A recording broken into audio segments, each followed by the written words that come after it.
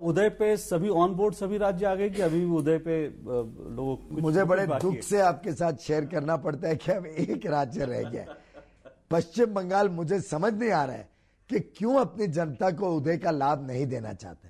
मुझे ये नहीं समझ में आ रहा है कि विकास जैसी चीजों में, जनता की सेवाओं में, जनता को उपलब्धियों देने में भी क्यों पश्चिम बंगाल और वहां का नेतृत्व राजनीति को जोड़ रहा है। आपने बात की ममता जी से?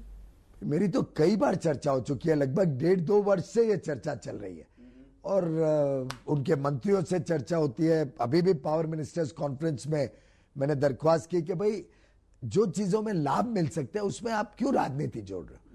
और मुझे विश्वास है कि अभी भी शायद कुछ पुनर्विचार होगा पश्चिम बंगाल में।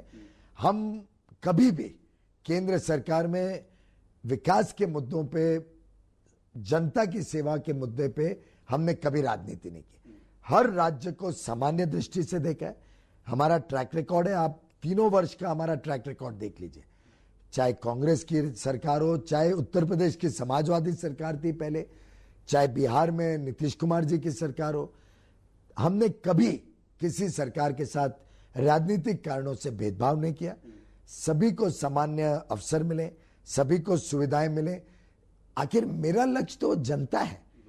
माध्यम क्या होगा, कौन सी सरकार होगी, मुझे कोई उससे फर्क नहीं पड़ता। मेरा केंद्र बिंदु जो पंडित दीनदयाल उपाध्याय जी ने हमें दिशा दी थी, जिस प्रकार से उनकी विचारधारा में अंत्योदय को केंद्र बिंदु बनाया गया, गरीब से गरीब व्यक्ति का जीवन में सुधार हो, जो अंतिम छोर पे व्यक्ति खड़ा है उसका जीवन कैसे सुधरे, वो मेरी प्राथमिकता।